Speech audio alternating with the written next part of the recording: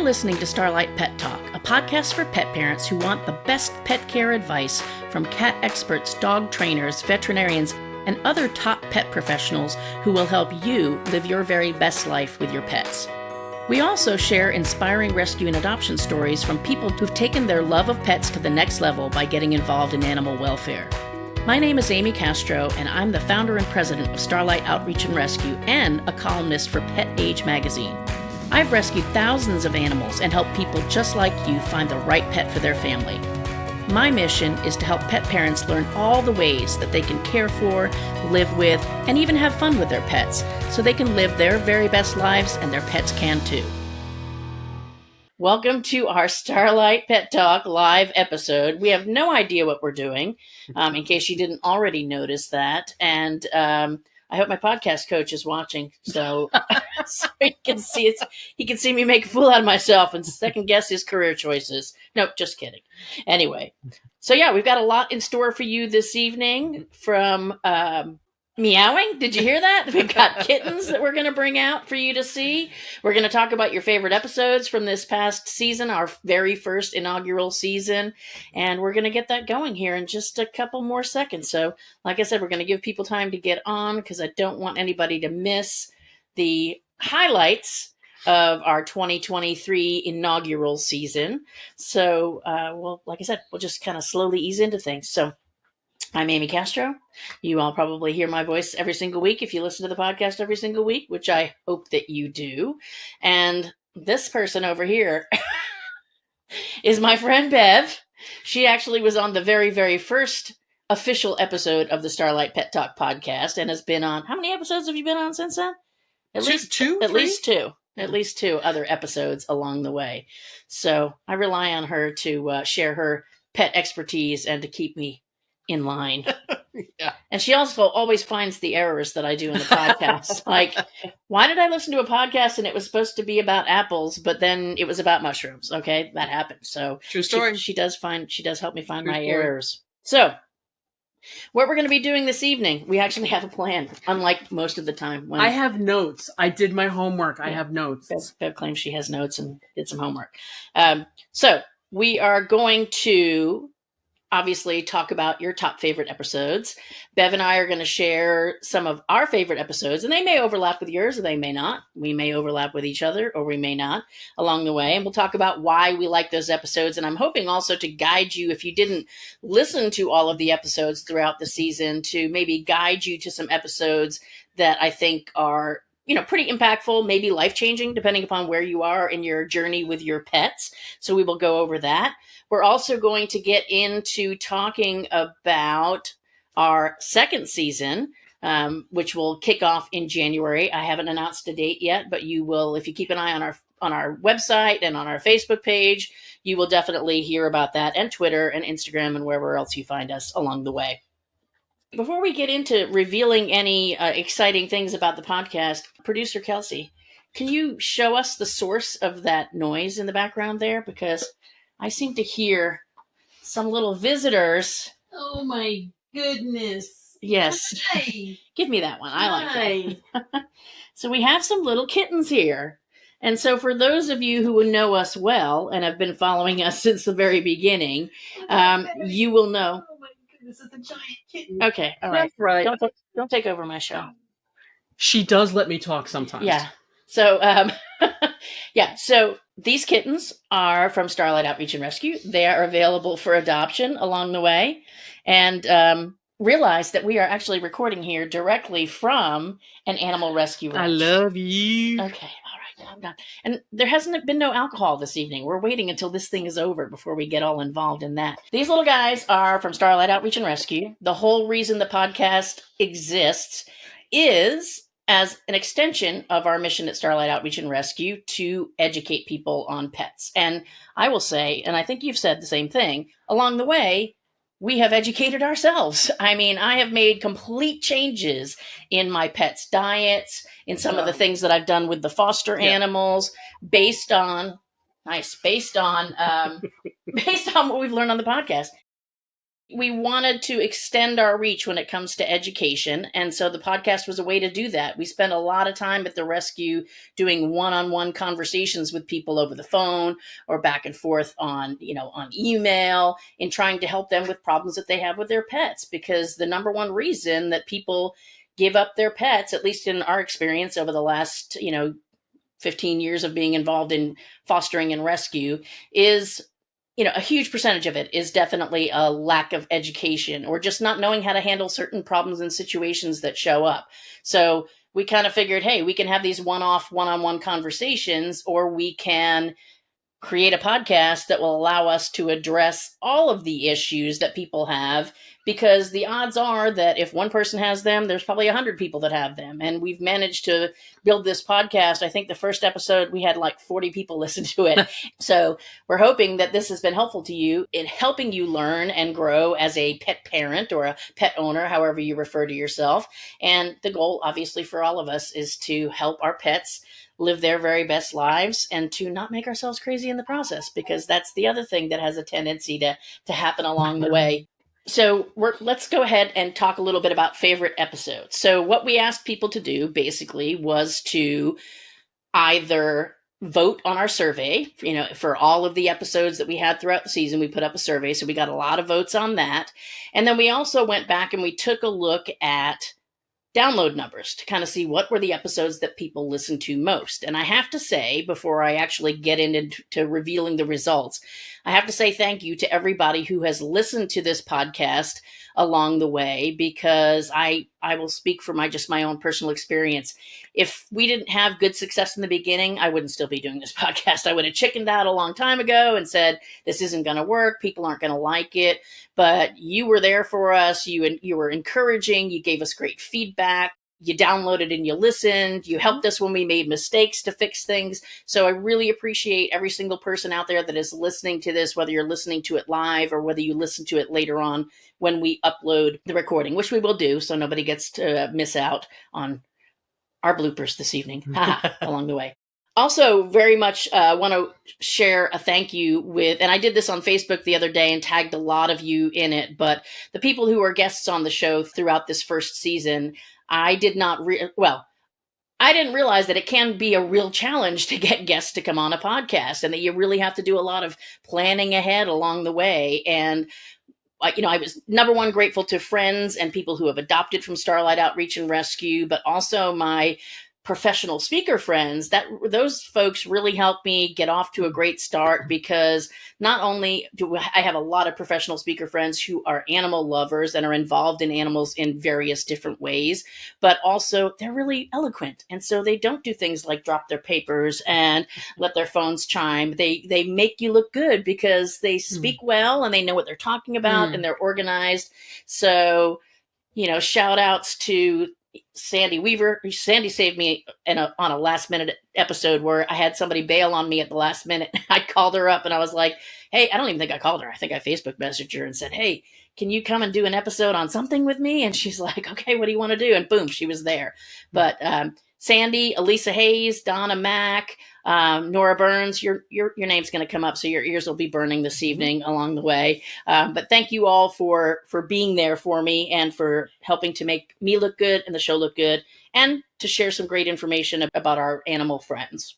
So let's go ahead and get into some of these episodes. And it was very interesting to me, the difference between, and I don't know if you were surprised about this as well, Bev, but the difference between the download numbers and some of the responses. There was a couple of things in there that were like radically different. So in addition, we originally said we're going to take the top 3 favorite episodes and talk about those, but we're going to take actually the top 4, because there was that disparity between downloads versus what people voted for, and we wanted to make sure everybody was represented.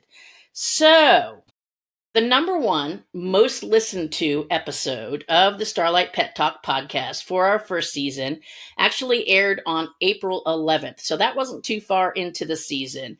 And my guest for that episode was Dr. Jeff Grognet from Canada, and he's a holistic veterinarian. And the title of the episode was "Are You Feeding Your Pet the Right Food?" So that has been to date still the most downloaded episode of the podcast. I attribute part of that to the fact that Dr. Jeff has a pretty tremendous following. I hope that guests, and I'm sure most podcast hosts, hope that the people that come on their show will help spread the word about the episode that they're in. And especially when you get a guest that has a much bigger following than what you have, it's like you hope that you can kind of ride that train and gain more followers. So Dr. Jeff said he would share the information about the podcast, and I'm not going to quote it exactly, but it was an email that came out, and his emails are pretty straightforward and pretty simple, and it basically was somewhere along the lines of, I was on a podcast talking about nutrition and feeding your pets. Here's a link. And I thought, man, this guy, could you like hype it up a little bit more, like give a little more excitement along the way? And I kid you not, I got that email. I went back out to Buzzsprout, which is where I host the podcast, and I could click and refresh the page, and it'd be like 10 more downloads, 15 more downloads. It's like, so obviously he doesn't have to make it fancy, just like he doesn't think your food has to be fancy for your pets. So it was really great to see that people were listening to that episode. And I know for me personally, almost immediately after that, I completely changed all my pets' food. What did you think about that? I hit home too, because it not only did I learn a lot from that episode, but it's nice also that he backed up what I had learned anyway. Like, he was backing up things that I was doing right, but I also learned a lot from that too, and forced me to continue doing the right thing. Like the water in the food is the first thing that comes to mind. Just the moisture content is key, and that really stuck with me quite a bit, and continued on doing that. Sure. I know that's definitely, I mean, I basically moved all of my cats for sure off of dry food, because they've been eating dry food, right? It's the easy thing.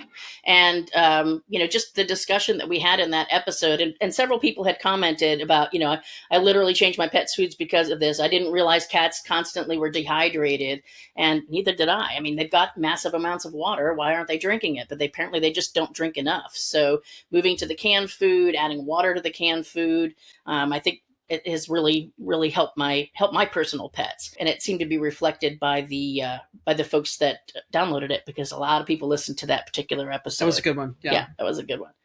All right, so the number 2 episode, I hesitated to do this one, but I went ahead and did it anyway, because I always feel like having a guest adds a little extra expertise or a little balance to have a conversation versus me just running my mouth, which I have no problem doing, but versus me just running my mouth for an entire episode. But the number 2 favorite episode was, it aired on Halloween, and the episode was top favorite pet products every pet parent must have.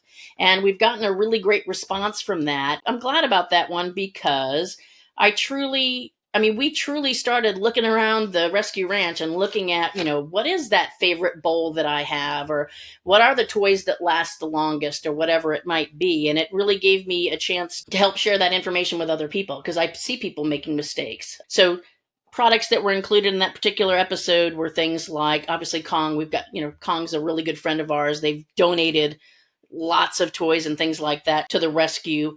And then also Petmate is another one that's a personal favorite of mine. I remember I was standing in the kitchen one day and I don't even know what I was doing. I was shooting a video, I think, about feeding kittens. And I said something about, oh, this is like my favorite bowl to use for these kittens. And I thought, well, let me see what kind it is. And sure enough, it was Petmate.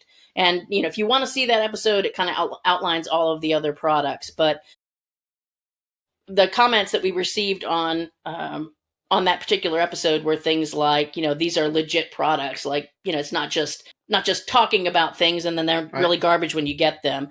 Somebody said Lifesaving. I don't remember. They didn't say specifically what product it was. It had to have been either the Fortiflora, the Purina Fortiflora, because that has been a lifesaver for us.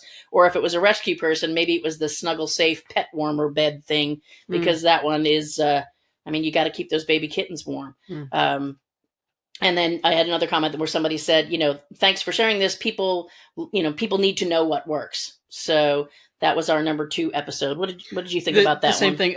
Also, that I trust what you are going to purchase. So when you say XYZ is good, I'm like, I'm gonna let her do all the let me make the mistakes and the trial and error. I'm like, that's good. And all my friends back home on Cape Cod are probably sick of seeing pictures of my cat in the furry bed. I think we've all seen it. It's like a gray kind of really I call it a donut It's bed. like a donut thing. Yeah. And that was Midwest Homes. Mm-hmm. And my cat, he loves it. Well, there's a heating pad under it too, so that helps. Mm-hmm. But he just absolutely loves it, and he's never loved something that much. Like he just curls up into a tight little donut, does not want to get out. And that I wouldn't have bought it. I totally would never. I'm like, it's a gimmick. I'm going to spend the money, and he's never going to like it. Yeah, it's nice to have somebody test that stuff out for you, because some of the, especially when you're getting into quality products, they're not cheap, and you don't want to spend money and then have something not work. So yeah, let somebody. It's kind of like restaurants. I don't like to go to a restaurant randomly. I like to know that a bunch of other people have gone and it's good before we test it out. So that was the number 2 most downloaded episode. So I appreciate that. Hopefully you all have purchased some of those products and seen how well they work for you as well. And then the number 3 episode. So the number 3 episode was kind of funny because I thought that episode was going to explode from the get-go, and maybe I'm biased on some of these topics because I think the subject matter is so incredibly important. But it was a slow burner. I mean, it kind of started off slow because I'm a psycho about numbers, and I don't know if all podcasters do this, but if that podcast is going to air at 5 a.m., I'm going to be like at 5:15. I'm looking at my phone. What are the downloads? It's like people aren't even up yet, but I don't care. And it lagged for a little while, but then all of a sudden it took off. I'm not really sure why, but it was with Dr. Matt Getz, and he is with Merck Animal Health. And the episode was called "The Life-Saving Importance of Microchipping Your Pets," and we just did that one November 28th. We kind of did that. I wanted to kind of end the year on a holiday series because holidays are challenging, right? I mean, it's stressful. There's so much going on, and there's things that can go on with our pets, or challenges, special challenges that we have with our pets. So we kind of came up with this idea of doing a month-long series in November of holiday-related episodes. And that was the one that was kind of the wrap up about, getting your pet home again if they were to get lost. So not only was Dr. Matt obviously very professional and works for the company, so he knows about product. And the product is, there are a lot of microchip companies out there. The one that we use here at Starlight Outreach and Rescue is Home Again, which is made by Merck. He was not only knowledgeable about that, but had sheltering experience and knows from personal experience the life-saving impact of having your pet's microchips. So really, really appreciate him and the company coordinating and making sure that episode happened. Because sometimes, especially when you're just a baby podcaster, even though I'm old, but when you're a baby podcaster, you feel like I can't call this giant company and ask, like, you want to come on my podcast from my, guest room at the rescue ranch? Now, this is a real studio. This is not a guest room, I promise you. But then they do, they're like, hey, they want people microchipping their pets too, so that they can get their pets home. He's excited about it too. Yeah, he was really excited. I like the fact that he was very down to earth, and no question was too simple. Yeah. It's like the GPS part of it. Like, oh, I didn't know people even questioned if there was GPS in it. Like, oh yeah, that's a great question. He was very good about it, and he had a lot of suggestions about why it's important to do microchipping. Oh, I never thought of that. That's why you should have him microchipped. You're giving your dog a bath and he runs away. I'm a good owner. I always keep my collar on my pet, but if you give him a bath and he slips out, there you go. There's your instance where you need the microchip. Yeah. It was good. It was good. I liked listening to him. He was very good. Yeah. Did you have any particular, other than the? I was thinking about the pet product ones. I've been dominating the conversation. Other than the donut bet for Cuzzy. Sorry, I'm a professional talker. Let me get my glasses on here, Grandma. In my real paid job beyond doing this podcast. I think everyone should listen to. It was February 14th, navigating pet loss with Nancy Gordon. I think it's something, whether you're a pet owner or not, that everyone can relate to about losing your pet. And then also, I thought of this as I was listening to you yammer on. I really wasn't done yet. I wasn't really even sitting this right time. I was going to ask you about your other favorite product, but that's okay. Y'all going to have to wait. No, I know. No, it's important. No, that's okay. You go ahead. You need to listen to that podcast with Nancy Gordon, because everybody who has a pet goes through this BS of having to lose an older pet. This is what they do to us. They kill us. Yeah. It kind of that's what I was going to say. It gives you permission to not feel bad about your pet being a family member. You can hear the eyes rolling already, like, oh, it's just a cat. Oh, it's just a guinea pig or whatever. Yeah. But she gives you permission to have that pet be a family member. And I just got goosebumps. You need to listen to it.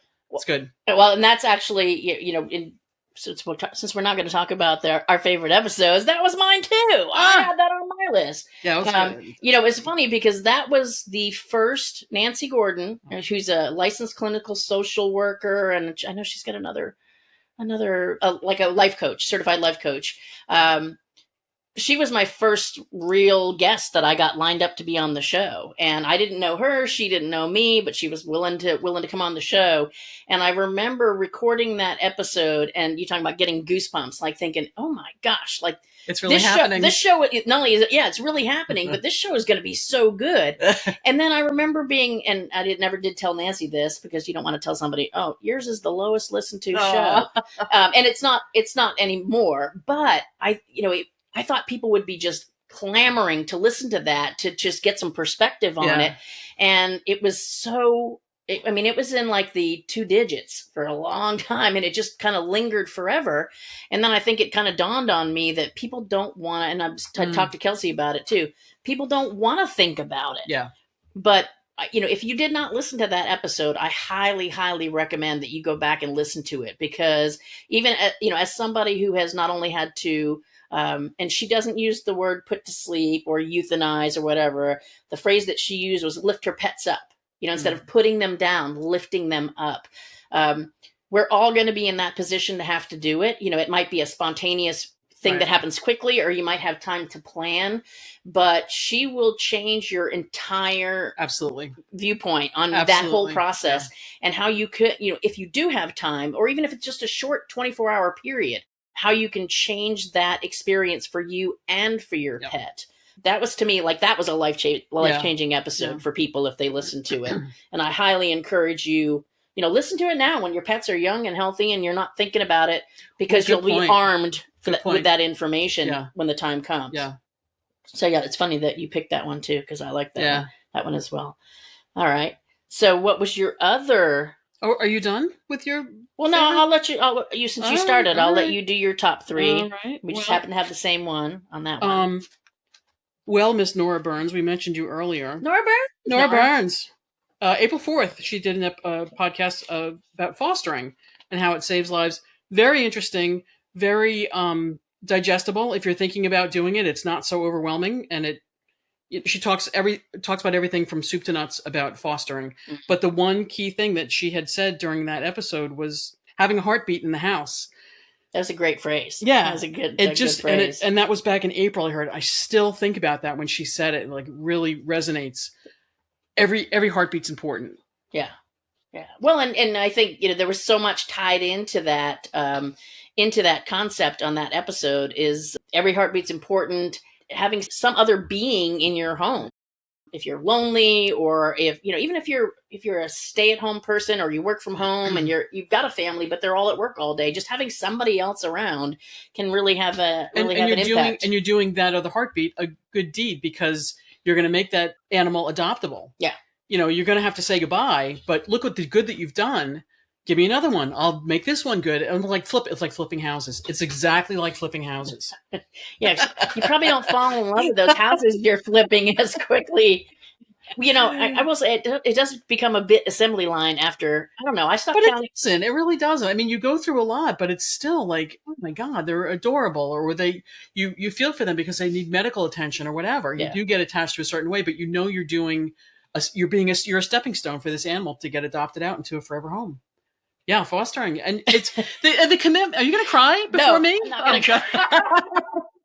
But what I was going to say was, it's like after a while, it does become a bit of an assembly line, and you're like, thank goodness that thing is going. Right. After you've done about I stopped counting at 3,000, and I think that was like 5 years ago. That's crazy. I mean, it's just insane. That's crazy. Insane. But yeah, there are ones that definitely grab you. But there's also, like we were saying in the other episodes, there's so little you can do, and so lot you can choose what you can do. Mm-hmm. When fostering comes along, it doesn't have to be a huge commitment, but it is a commitment when you do have that animal in your home. It's your responsibility. Right. Stepping stone. That's you got to keep that in mind, that the animal's got to go. Yeah.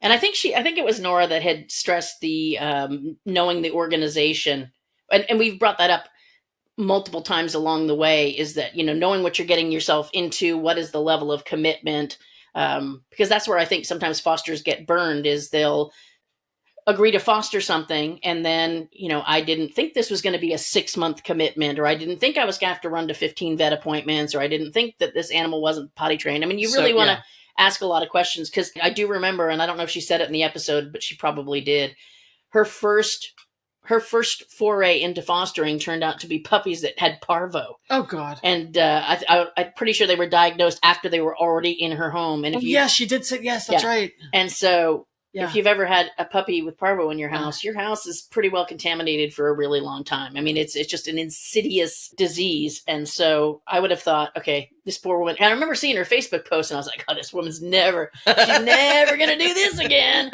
And she's still doing it, and she's still involved. And actually, she's funny too, Nora, because she, some of the ones like Cindy Lou Who is one of the dogs that she fostered.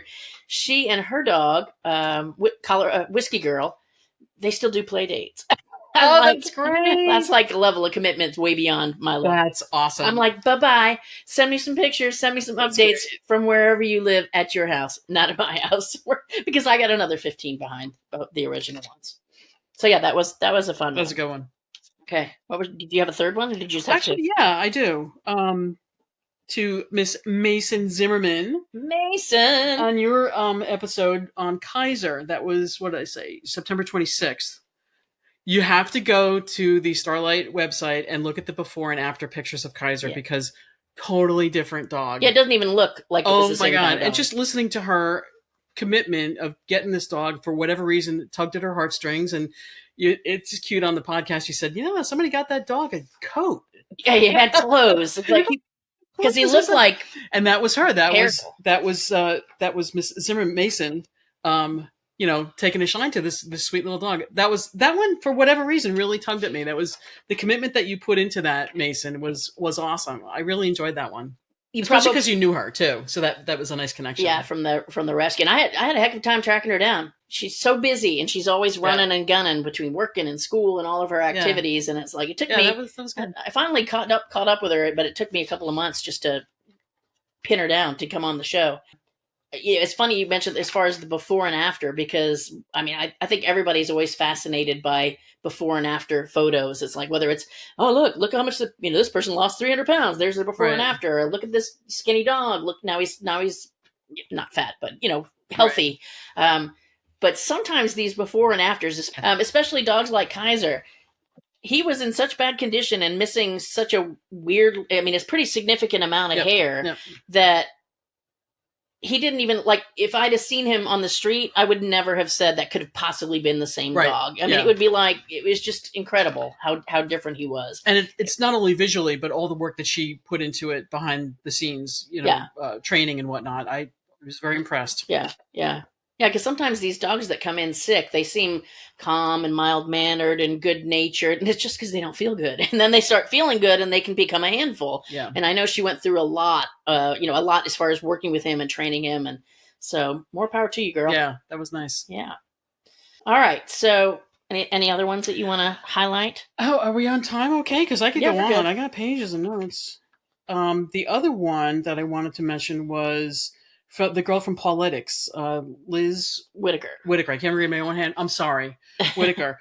Your enthusiasm behind doing computer work is amazing, because it just turns me off completely. But computer work, like you saw a need and you filled it, easy peasy, and that's part of the volunteering. Like, if you're looking for a way to help a shelter, a way to help an organization, you don't even have to touch an animal if you don't want to. You can do computer side of it.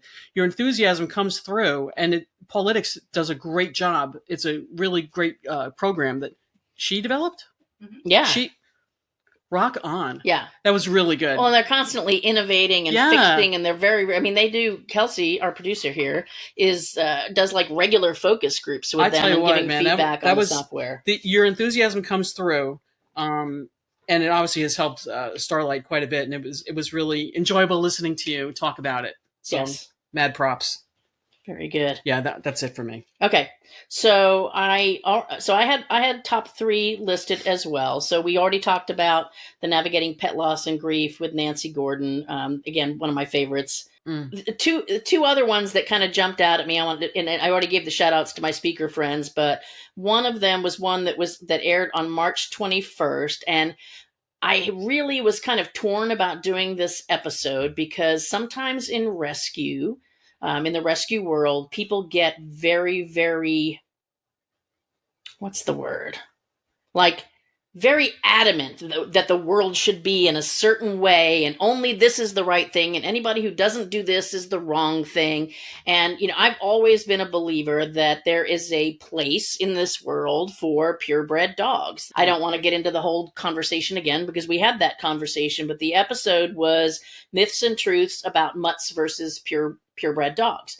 And Sandy Weaver was the guest on that one. And Sandy is not only a professional speaker, she works with veterinarians, but she's, has raised purebred dogs. She judges show dogs in a variety of categories. And it opened my eyes to a couple of things along the way that I wasn't aware of. And I thought I kind of knew everything about the difference between purebred dogs and not purebred dogs. But I think she just provided a balanced view, that purebred dogs have a place and a space. And kind of goes back to something that I think that we have said a lot on the show. At least I know I've heard it and said it over and over again, is that it's all about the right fit. You have a certain kind of lifestyle, you have a certain kind of activity that you're looking for, then yeah, you might be best suited to get a purebred dog to do that. But one of the things that she stressed was, not all purebred dogs are created the same. The person who says they've got purebred, German Shepherds in the back of their truck at the Walmart parking lot is not what we're talking about here. She was talking about I believe she used the term preservation breeders that really put in a lot of time, effort, money, testing to make sure that they are giving you a healthy animal, not just looking to make money off of my dog's pretty, your dog's pretty, let's breed them and make puppies that have all kind of problems, which is where breeders can get a bad rap. So that one was a favorite for me personally. And this is purely about personal pet peeves, but on March 28th, we aired an episode called The Truth About Service Dogs and How Fake Ones Hurt Everybody. I mean, I think we've seen the service peacock or the emotional support peacock or whatever, but I think that episode really, it helped me. I had to do quite a bit of research to define the difference between what is a service dog, what is a guide dog, what is an emotional support animal, and then digging into the legalities of, where are these allowed to go? How do these impact housing versus those? And Elisa Hayes and Donna Mack are both also professional speaker friends of mine, and both have Donna's got a guide dog named Wella, and Elisa has a service dog as well. I really liked that episode because it gave two different perspectives from two different kinds of service animals, and also personal experience from human beings who have been negatively impacted by fake service dogs. I know Elisa told a story about somebody not wanting to sit next to her dog and having to get up, and she's, she has mobility issues and having to get up and move her seat on a plane. And I think, part of it, I sometimes think it's not so much that dog was bothering her because her dog is very well behaved. It's a service dog as opposed to a fake service dog that usually are not well behaved. But I think people are kind of tired of it. Well, that's a good point. The dogs that are not really service dogs. And so now it's just, people want to call something a service dog, or you can go online and get a fake service dog certificate, which you don't need anyway to have a service dog. And so people just don't want dogs everywhere, especially ill-behaved ones that are jumping or biting at you, barking at you, whatever. So I got some great personal satisfaction doing that episode and getting out that difference. And I hope the fakers out there learn. So I'm a jaded. You're warned. You've been warned. Fakers. Aggravating. So that was my third. So I had mentioned, we didn't bring this one up, but I had mentioned that we had kind of a bonus episode. And, I can't even necessarily say it was the fourth most downloaded, but when it came to the survey, it was the high, like 50% of the people who completed the online survey of what's your favorite episode, it was 48%, but whatever. Picked this episode, and it was kind of funny because it wasn't necessarily in the top, whatever percentage of downloaded episodes. And that one was, wait, I just lost it. Oh, here, wrong paper. It aired on August 15th. And I changed the title a couple of times on that one, so I hope that doesn't mess people up. Like, did I listen to this or not? But the final title that I sat on was "Strategies and Insights for Finding Your Lost Cat" with Kim Freeman. Yes. So we were talking about that one earlier today. So I'm going to name that as number 4 or the honorable mention or whatever, because we got a lot of really good feedback on that one. Yeah. So I know you're a cat lover. What were your thoughts about that episode? I learned everything that I was doing wrong. I learned everything that I have been doing wrong, and actually just recently was doing wrong. Cuzzy, the super cat, got out twice. And the first thing you do is you go back in the house and you grab a bag of treats and you start chasing them down the street. Oh, give me. Not the right thing to do. So we've all been educated now. Yeah. Proper things to do. And the lengths that this woman will go to, smartly. She doesn't waste her energy, this woman. She does everything very smartly. And it's another good podcast to listen to. You're going to learn stuff that you've done wrong, and you can learn what you can do if your cat runs away or gets loose. Yeah. Unexpectedly. Yeah. Oi. Yeah. Yeah. And it was interesting when I was planning for that episode, what my thought was, she's going to come on the show and she's going to say, if you lose your cat, do A, B, C, D, E, F, G, boom, your cat's back. And she was kind of hesitant about doing that. And then I realized as we did the episode and she was talking about the I can't think of the word. Customization? Well, yeah, basically customizing it, because there's not a one right way to find your cat. If you're living in an apartment building in Manhattan, your strategies are going to be different than if you're living like I think I said this on the show. I'm on a dead end dirt road with acreage between my house and the next door neighbors, and so the terrain is different. Each cat is different. Mm-hmm. Whether the cat's normally outdoors or normally indoors, is going to be different. And that's why I think it's so cool that she makes these resources available. Whether if you want to hire her and fly her, and you've got that kind of bank, you can do that. Or if you want to download videos and learn what you need to do, but it's all customized to you and your cat.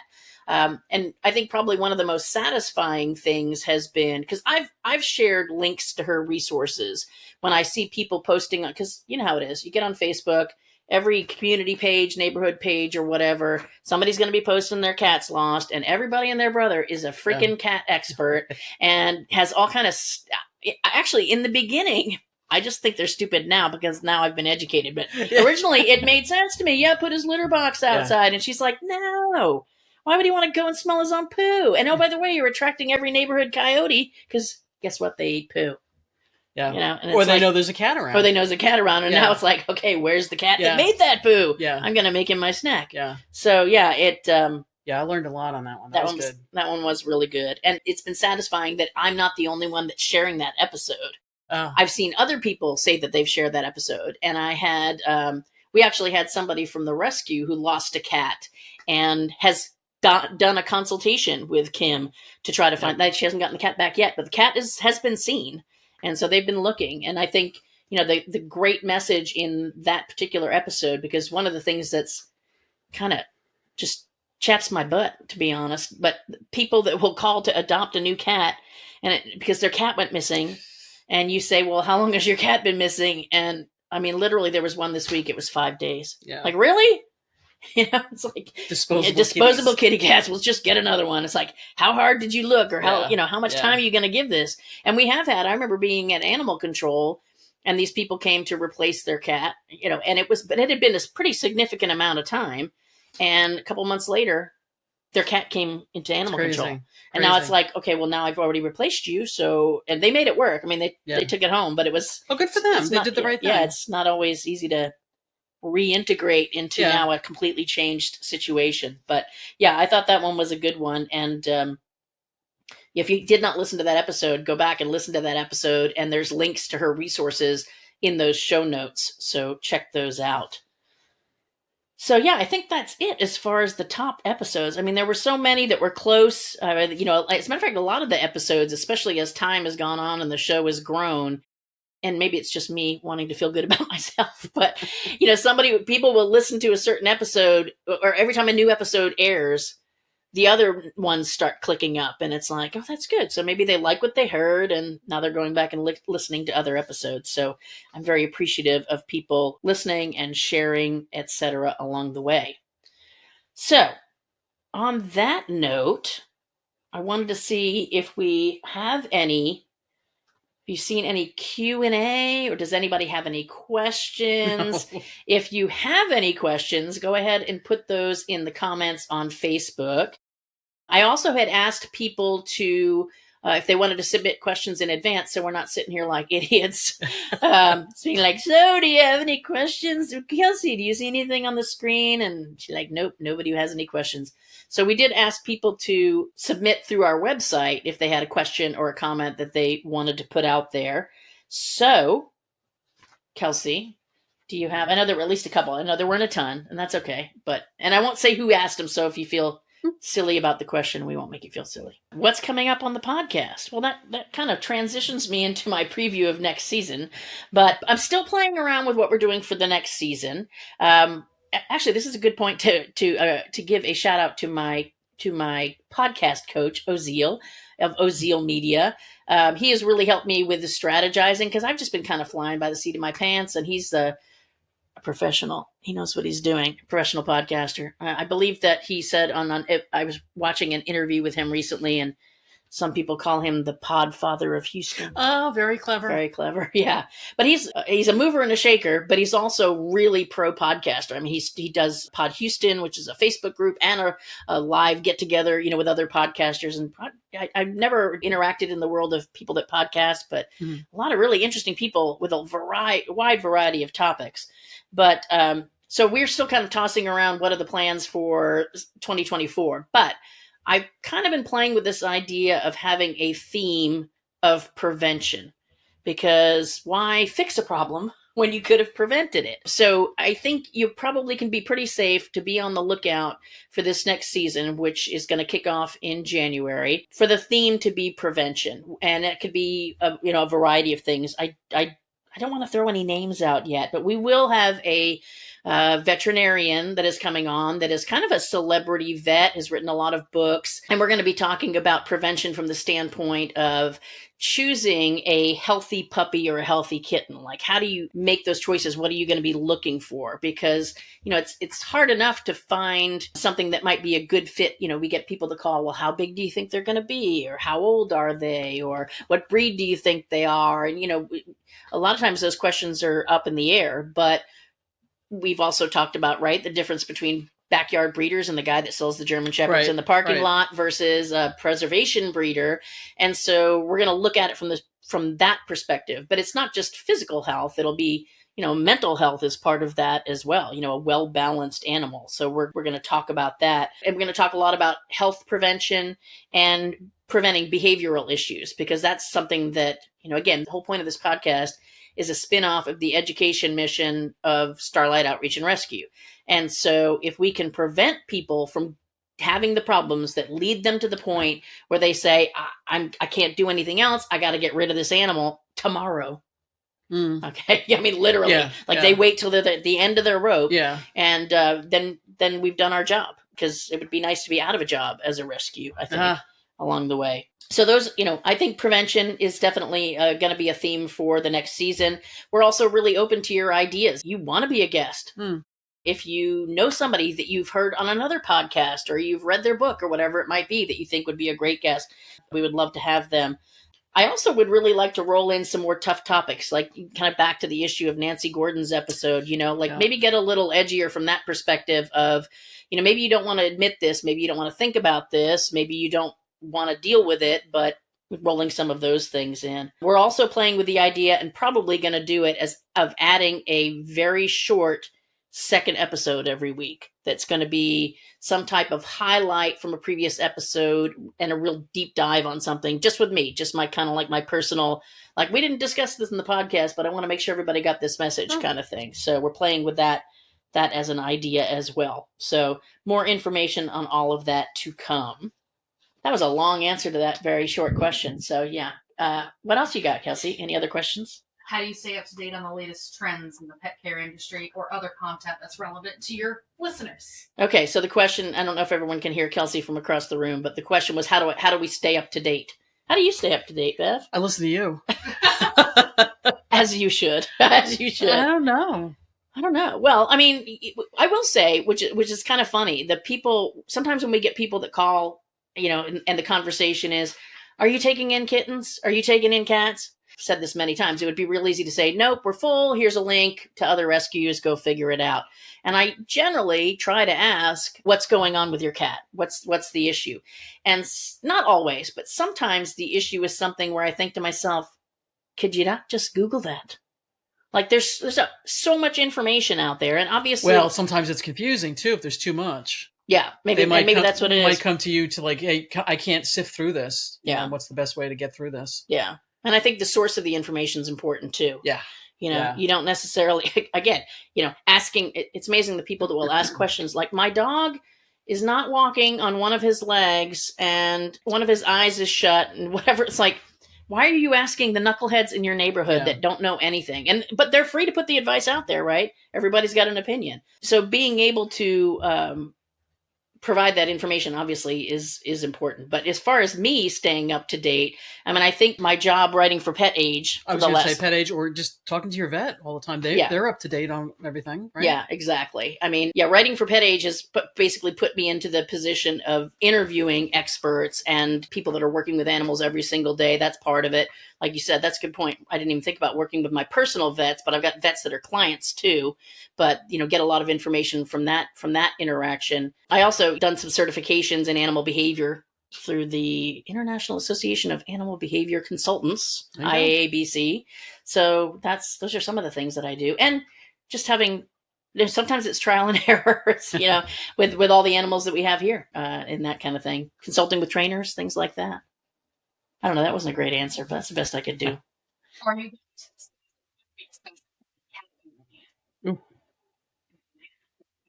On the podcast? Mm-hmm. That's a good idea. Thank you, whoever gave that idea. Yeah, the whole feral cat thing is such a...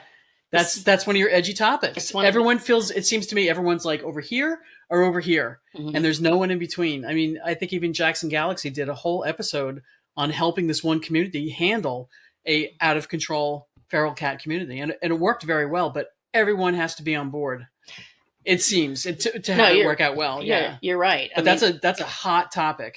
Yeah. Okay, we can do it. Oh, it's gonna be. That's where. You might have to split it into 2 or 3 episodes. Yeah.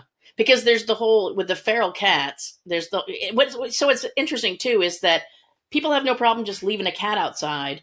But if your neighborhood was running, and although Houston's a bad example because some neighborhoods are running with stray dogs, but if your neighborhood was running with stray dogs in most communities, animal control would be picking those up. But it doesn't really work the same way with cats. Yeah. It's, you can't just like go over to a feral cat and throw a leash on it, pick it up and take it to animal control. Right. And obviously not all animal controls treat feral cats in the same way. Some of them have some communities have TNR programs. Other communities, it's actually illegal.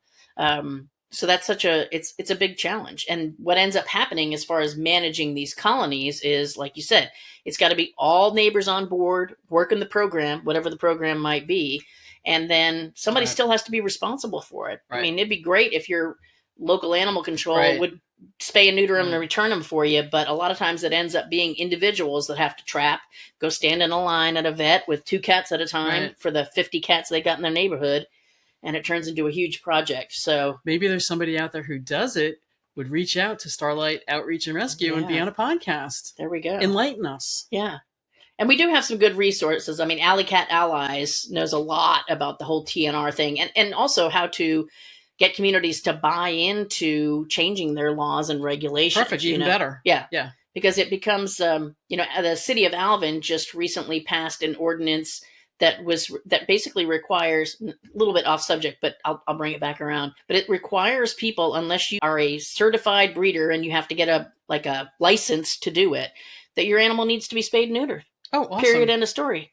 And it's like, who would have thought this town in the country here in Texas would have passed something like that? But that's kind of what it's going to take. Yeah. And it's like, who worked really hard? I know the folks that work for animal control, Autumn Miller, one of my little heroes over there. Hopefully she's listening. She just said she started listening. She's been working for a couple of years to get that to go through. And yeah, there's challenges. Again, I'm sure they're going to face challenges with enforcing it, but it's like a step in the right direction. And that's the way to do it. But it takes somebody to care to push it through. Yeah. And it takes community support, whether it's you and your neighbors or you and your council people. But it's a lot. So it'd be the same thing with feral cats. It's it's getting everybody on the same page about the benefits of returning those feral cats versus what really happens now is if you trap them, if you take them to animal control, a huge percentage of the time they're just going to get euthanized because they're not really easily adoptable. Other questions, Kelsey? Do you have a favorite pet, either one that you own or one that you've rescued or fostered? I don't like any of my pets. They're all so annoying. No, I'm just kidding. A favorite pet? I don't. Do you have a pet? No. I'll let you start. My neighbors are sick of hearing about him, but we all know Cuzzy, my favorite pet ever. But I can't imagine what yours would be. I just can't. Worst puppy in America. Yeah. Yeah, here's the problem with Amy Castro, Yeah. right? I have a favorite pet, and then another one comes along, into the house, and then suddenly that becomes my attention. So for the longest time, it was Guinevere. Worst puppy in America. AKA the worst puppy in America. She's kind of a mascot for Starlight Outreach and Rescue. She's been on she's not on this Christmas shirt, but she's on our Halloween shirt and our Dogtoberfest shirt in cartoon form. Actually, she's probably on some of my bio pictures somewhere. I'm sitting on a dock with Gunny. Right. But she was my favorite. She was a mangy... Well, because this is what happens, right? So she was my favorite. And I do love her. But she's a very good dog for the most part. She listens to me for the most part. No, she does. She comes when I call her. But anyway, so she was my favorite dog for a long time. And then came Monkey, AKA, what's her real name, Kelsey? Victoria. Her real name is Victoria. Nobody around here goes by their real name. So Victoria was a kitten that came in, and I kid you not, like she came in with her siblings, for those who are watching on video, like this big, little tiny kitten. So they were 4 weeks old. They should not have even been anywhere not with their mom. I mean, they shouldn't have been picked up, but they all had the most messed up eyes, but she had the worst eyes of the entire crew.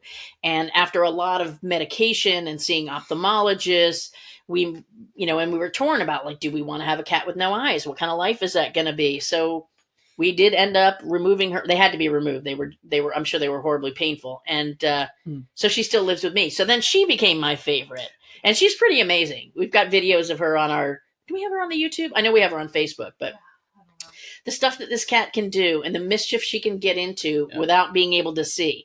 And it's not even like you can say, well, you sure she can't see? The cat has no eyes. She can't see. I still question it. I was just playing with her yesterday with it was just a string. Yeah, it was string just with nothing on the end. No noise. And she's following it as it zigzags. Yeah, her head. Sure. Yeah, sometimes you'll see her looking at looking at something. You'll see her looking up. Yeah. And then you realize there's a fly flying where she's looking. It's insane. It's really, really, it's a little disconcerting. But she's pretty amazing, but she is kind of a pain in the butt because she likes to knock things. She loves to tear up paper and she likes to knock things off of counters. I don't know how she knows they're there because she'll get up on her hind legs and just reach up and start just feeling around for things and then throw them on the floor. So she was my favorite for a very long time. And then my current favorite is, what's her real name? Stella. Okay, so Stella, a.k.a. Grummy Grumpkin, a.k.a. Grummy, is this crazy little French bulldog that is the most genetically deficient, malformed, whatever. She's a hot mess, okay? This dog is a hot mess. And she came in with mange and this enormous scar on her back. And she's pretty tiny. She's only about 10 pounds. So that's my latest project, and my current favorite, except when she's eating her own poop. That is not attractive, not at all. But thank God she doesn't like to lick. That's the one good. She won't lick your face, so yeah. But if her breath smells like poop, it's time to put her down. Not physically put her down. I mean, put her down. Take her out of your arms and put her on the floor, just in case. Yeah, no, she will not be put down. So now she's my favorite. Everyone else gets kicked to the curb when you're done. Isn't that the way it should be? It's like somehow I stuck around. Significant others. You didn't kick me to the curb yet. I don't know. There's somebody else working or trying to work her way. Nope. I know too many things. She's got evidence. So yeah, that's, but I think that's good for me though, that I know so many things. No, I think it's good for me. And this is a note for anybody who considers fostering, is that you don't get so attached that you can't make room for somebody else in your home or in your heart, because there's always another one. You think you've got like the ultimate, like I couldn't love anything more than this. Yeah. And then the next thing, this comes along and it's like, oh yeah, I love that one too. It's a tough world. Did I answer that question? What was the question? Favorite pet. Oh, favorite pet. Yeah, I don't have one. Okay. Oh, good answer, next question. Can you share a funny or memorable moment? Yes. Okay. So I have two actually, and because I was said I was going to share bloopers in my, and it's going to happen again when I tell this story. So one of the very first episodes, you'll see. Hold on, hold this thought. So one of the very first episode and I think everybody needs to go out and listen to this one too. I know it's easy to say. It was with Kat Donatello of Austin and Kat. So this lady was living in Maine and wanted to do better by her dogs, and so she educated herself about nutrition, and she did an episode with us because she created a company around supplements for pets. But she also gave some really great advice on the episode about just like throw some blueberries, throw the extra little scraps of broccoli. You can do things without spending a boatload of money or having bottles of pills all over your counter like we do, to enhance your pet's diet and give them a better life. And so I don't know how. I'd have to go back and listen. Unlike you, Bev, I did not go back and listen to all the episodes to prepare for this show. But she had said something that prompted me to say, "Oh yeah, I have to do that too." But what I do is, and here, get ready, it's going to happen. Is I say, Alexa, set me a reminder for blah blah blah blah blah, and then. Well, she's not in here, is she? She's unplugged. You unplugged her. We put her down. Okay, Kelsey ruined the episode. So I was okay. You can. Christmas is ruined. Just stick to your computer. So what happened on the actual recording of the episode is I said, Alexa, blah blah blah blah blah, and I had an Alexa plugged in across the room, and she started answering me, and I started laughing. But then Kat's Alexa started talking. So both of our Alexas heard me say Alexa, and that was a funny blooper. Actually, I think that video is out there on YouTube. We put that one up there. So that was a good one. And then the second good blooper, I mean, there have been a lot of close calls, don't get me wrong, but the second really good blooper, and I don't think Kelsey even knows this story, but I had a gentleman, a trainer, really nice guy by the name of Ricky Bedient. And if you look at him on, I think on Instagram is probably the place that I see him the most, but he's also on TikTok, That Dog Guy. Okay, so he was kind enough to come on to this show early on. I think I wrote down what episode that was. Where is that? Was it the bloopers?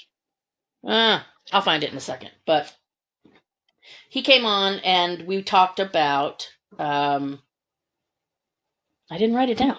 Bev, you can find it. I'm finding it. Anyway, you talked about picking the right shelter dog for you, and I think that's super important, is that people, when they're looking for shelter dogs, that they don't get swayed by sad videos with sad songs, or just, what something appears to be for that split second as you go by its cage. Did you write it down? I didn't write the date, but it looks like it's after, it's the end of April, beginning of May. End of April, beginning of May. We can put this in the show notes for this show. Anyway, you'll see it. Choosing the right shelter dog for you. April 25th. April 25th, Kelsey says. Thank you, Kelsey. And you saw us struggling with this in the beginning of this recording. So both Bev and I are looking at the laptop like a couple of knuckleheads, because it's really hard not to talk to the face, despite the fact that my camera has eyeballs on it. Well, it's only got one eye left, but it's got eyes which I put on there in the hopes that I would remember to look at the camera like I'm doing now. So what I used to do is I would put my script up, kind of like set it up in front of the laptop so that I could still glance at my script, but I'm not looking at his face while he's doing the video. And so we talked probably an hour. We're recording for an hour, and he's talking, and we're talking. He was very nice and all kind of great information. And then I think probably one of the best tips was, if you need help picking a shelter dog, find a good local dog trainer and ask them if they'll go with you. I mean, how that's a smart great is idea. that, And he said most of them would probably do it for free, but even if they don't, it's like, would you buy a $50,000 used car without having a mechanic look at it? Probably not. So why would you bring a lifelong companion into your house without having an expert, maybe Right. give you a little Right. input on it? Anyway, so nice as can be, we get to the end of the episode. I shut the recording down, and he's like, we were just talking, and he's like, "Oh man, did you see what happened? Did it show on my face?" I said, "What are you talking about?" Because I didn't see his face. So about 10 minutes into the episode, and he's got big dogs, people, big dogs that eat lots of food and have lots of food in their belly. His big dog came over and barfed an entire meal into the man's lap, and he didn't move. And I'd have to go back and look at the video really closely to see. There's a slight flinch. Kelsey says that there was a slight flinch on the video, but of course I couldn't see it because I had papers in front of his face, so he couldn't see. And I'm just moseying on and he didn't say anything. And it's like, I said to him afterwards, I was like, dude, we were recording. Like, we could have stopped. You could have changed your clothes. He's like, no, that's okay. So he's a professional. He's a professional. Yeah. So thank you, Ricky, for being a professional. Oh, and, my goodness. Yeah, that was funny. That was a funny one. Other than that, those were two blooper ones. Obviously, the ones that I do with Bev are always funny. What? Yeah. Nobody's cried yet. I didn't cry. I almost close. did in the beginning with Nancy. Yeah. Yeah, I think the only blooper we had was that one where we did 2 episodes, recorded at your house. And the second one, about halfway through, the recording was messed up and we had to redo the whole thing. Yeah. That was more of a bummer than a blooper. Yeah. But anyway, okay. So any other question? What are we getting on time? I got a question. It's 7:05. 7 an Yeah, hour. What time did we start? Okay, so we need to 6 wrap this up. Is it time to drink? Yeah. Well, let's wait till afterwards. Okay, let's start wrapping up. Did you have one last question you wanted to ask, or Is it time to drink? oh, is it time to drink? Not yet. You've got to wait about 2 more minutes. All right, so we're gonna go ahead and wrap this up. This went longer than I thought it was gonna go. So if you're still listening to us after an hour of this episode, then thank you so much for being here and listening. I'm sure some of our loyal listeners, we've got some really good loyal listeners out there, so we really appreciate you. You can help us out even further in a couple of different ways, if you would think about it, especially going into the new year. Let other like-minded pet lovers like yourself know about the show. Don't keep it your best kept secret, because there's plenty of us to share, as you can see. And and it's not like it's not an unlimited resource. You can download as many times as many times as you want. So I encourage you, again, share. If you want to stay up to date, go to our website and subscribe, and you'll get your weekly updates about episodes. Stay connected. If you have ideas for episodes you want to see in 2024, send it to us on the website. And stay tuned for more exciting things from Starlight Pet Talk coming in 2024. Thanks for listening to Starlight Pet Talk. Be sure to visit our website at www.starlightpettalk.com for more resources, and be sure to follow this podcast on your favorite podcast app so you'll never miss a show. If you enjoyed and found value in today's episode, we'd appreciate a rating on Apple. Or if you'd simply tell a friend about the show, that would be great too. Don't forget to tune in next week and every week for a brand new episode of Starlight Pet Talk. And if you don't do anything else this week, give your pets a big hug from us.